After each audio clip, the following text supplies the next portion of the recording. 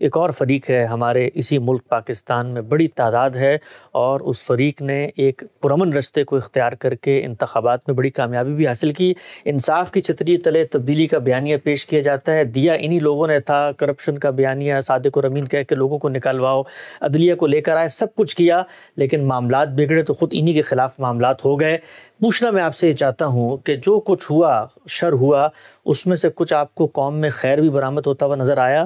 چونکہ وہ لوگ جن کے پاس کچھ بھی نہیں تھا، نہ نشان تھا، نہ لیڈر تھا، نہ رہنما تھا، نہ پارٹی تھی، کچھ بھی نہیں تھا، لیکن پھر بھی اس ووٹ کی طاقت سے ثابت تو کر دیا کہ ہم زندہ ہیں، کھڑے ہوئے ہیں۔ یہ بہت بڑا خیر ہے، یعنی اگر نوجوانوں کی بڑی تعداد اپنی کمٹمنٹ کا اظہار کرتی ہے، وہ منظم طریقے سے اپنے نقطہ نظر کو پہنچانا چاہتی ہے، وہ اس کے لیے کسی مدد کے بغیر بلکہ رکاوٹوں کو عبور کر کے وہ نتیجہ حاصل کرنا چاہتی ہے جو اس کے پیش نظر ہے، تو یہ بڑی خوش آئند بات ہے۔ یعنی میں تو سچی بات یہ ہے کہ اپنے باطن میں سرشار ہوں اس بات سے کہ اچھا، ہماری قوم میں ابھی اتنی بڑی تعداد میں نوجوان اس طرح سے اپنا نقطہ نظر واضح کر سکتے ہیں، اس طریقے سے منظم طریقے سے اپنی بات کہہ سکتے ہیں، اپنی بات پہنچا سکتے ہیں، نتائج کو اپنے ہاتھ میں رکھ سکتے ہیں، بہت بڑی بات ہے۔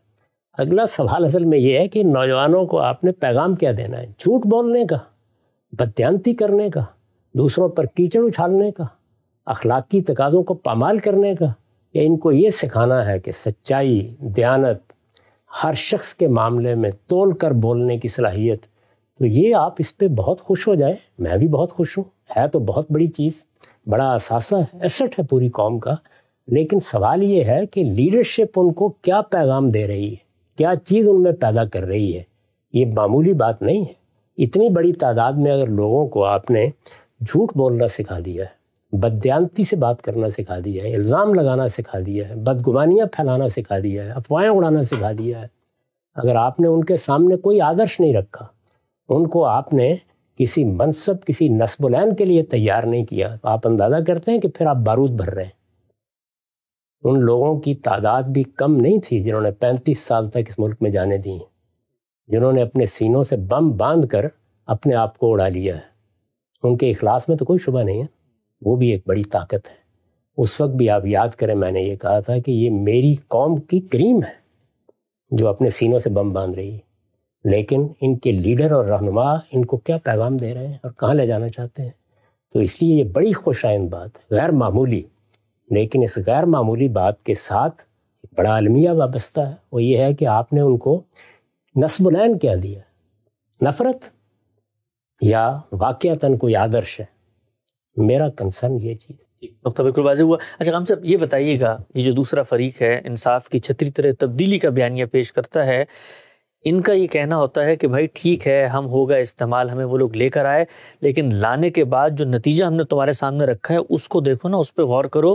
تبدیلی تو ہم نے پیدا کر دی ہے کہ اس ملک کے اندر تم لوگ جمہوریت کی بات کرتے تھے، چلو غلط طریقے سے ہم آ گئے، ہمارے ساتھ بھی جو کچھ ہوا انتخابات میں، لیکن اب ہم نے نتیجہ تو تمہیں برآمد کر کے دکھایا۔ پوچھنا میں آپ سے چاہتا ہوں کہ کیا کوئی مستحکم تبدیلی اس طریقے سے بھی لائی جا سکتی ہے کہ آپ شروع میں کمپرومائزز کریں اور پھر اسی کمپرومائزز کے بدن سے ایک انقلاب پیدا ہو جائے؟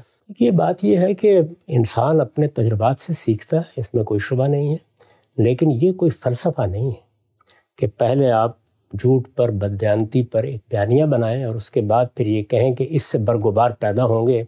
ہم نے تو اگرچہ ساری زندگی پورا زور لگا کے کیلے ہی کا درخت بویا تھا، لیکن اطمینان رکھیے 5 سال کے بعد آم لگ جائیں گے اس کے اوپر۔ یہ کبھی دنیا میں نہیں ہوا، نہ ہو سکتا ہے۔ تو اس وجہ سے ایسا نہیں ہے۔ البتہ یہ بالکل درست ہے کہ ہم انسان ہیں، ہم کوئی کام کرتے ہیں تو ہم سے غلطیاں ہوتی ہیں۔ اگر آدمی کے اندر حوصلہ ہو اور اس نے کوئی غلطی کی ہے تو وہ اس کا برملا اعتراف کرتے ہوئے آگے بڑھتا ہے اور پھر اپنی قوم کو یہ بتاتا ہے کہ میرے نزدیک صحیح لائے عمل یہ ہے، میں نے اپنی غلطیوں سے یہ سیکھا ہے، اب ہم یہ راستہ اختیار کریں۔ میں نے یہ عرض کیا ہے نا کہ جو کچھ بھی آپ قائم کرنا چاہتے ہیں وہ اخلاقی اصولوں پر قائم ہوگا، یعنی اصل چیز جو فیصلہ کن ہونی ہے وہ کسی قوم، کسی جماعت، کسی تنظیم کی اخلاقی تربیت ہے۔ کیا چیز ہے جو آپ نے لوگوں کے دلوں میں بھر دی ہے؟ وہ اخلاقی اصول ہونے چاہیے، وہ کوئی آدرش ہونا چاہیے، وہ کوئی نصب العین ہونا چاہیے، اس میں سچائی پر مبنی اعترافات ہونے چاہیے۔ تو اگر کوئی غلطی بھی کسی نے کی ہے اور آپ آگے آ کے یہ کہتے ہیں کہ غلطی ہم سے ہو گئی، تو پھر البتہ یہ توقع کی جا سکتی ہے کہ اب آپ درست طرف بڑھیں گے۔ اس کو خود قرآن نے دیکھیے کیسے بیان کیا ہے، یعنی سورہ توبہ میں جو منافقین کا گروہ ہے آخری درجے میں غلطی کر چکا ہے، ان میں سے بعض لوگوں کو اپنی غلطی کا احساس ہوا ہے۔ منافقت سے بڑی تو کوئی چیز نہیں ہے۔ قرآن مجید کہتا ہے کہ تم بھی اللہ سے معافی مانگو اور آ کے پیغمبر کے پاس اعتراف بھی کرو اس کا، تو اللہ اس کو معاف بھی کرے گا اور تمہارے لیے اپنی رحمت کے دروازے بھی کھول دے گا۔ تو یہ کافی نہیں ہوتا کہ آپ اپنے سارے تحریکی نظم میں ایک غلطی پر غلطی کرتے چلے جائیں اور پھر یہ کہیں کہ اس سے خیر برآمد ہو جائے گا۔ غلطیاں ہوتی ہیں، لیکن غلطی کے بعد پھر اس کا تقاضا کیا ہے؟ ہمارے ہاں تو وہ اصطلاح میں ڈل چکا ہے، توبہ و استغفار۔ ہمارے پیغمبر نے فرمایا تھا میں دن میں 70 بار استغفار کرتا ہوں۔ تو اللہ تعالیٰ استغفار کرنے والوں کو، غلطی کا اعتراف کرنے والوں کو یہ حوصلہ دیتا ہے کہ وہ پھر آگے بہتر منزلیں تلاش بھی کر لیتے ہیں اور ان کے سفر میں اللہ کی نصرت بھی شامل ہو جاتی ہے، ورنہ دھوکے اور فریب سے دھوکہ اور فریب ہی پیدا ہوتا ہے اور کوئی چیز نہیں پیدا ہوتا۔ صاحب یہ تھا دوسرا فریق، آگے بڑھتے ہیں ان سب کو پیچھے چھوڑ کے۔ غلطی سے اعتراف کا کچھ لوگوں نے دعویٰ کیا، بتایا ہم استعمال ہوئے، ہمیں پیدا کیا، اسی ملٹری اسٹیبلشمنٹ کی کوکھ میں ہم نے جمہوریت کا پودا کاشت کیا، غلطیاں ہوئیں، سیکھا، میثاق کیے، سب کچھ کیا، ووٹ کی عزت کی بات کی، اور پھر آخر میں پرانی تنخواہی پر دوبارہ سے کام کرنے کی بےتابی۔ تو یہ جو تیسرا گروہ تھا جس سے کچھ خیر امید پیدا ہوئی، جو پچھلے 10 سال سے انہی کی بندوق کی کوٹ ان کوٹ نشست پہ تھا، ان کے بارے میں کیا؟ وہ آپ کے دل میں پیدا ہوئی ہوگی، میرے ہاں تو کوئی پیدا ہی نہیں ہوئی تھی، تو میں اس پر کیا تبصرہ کر سکتا ہوں؟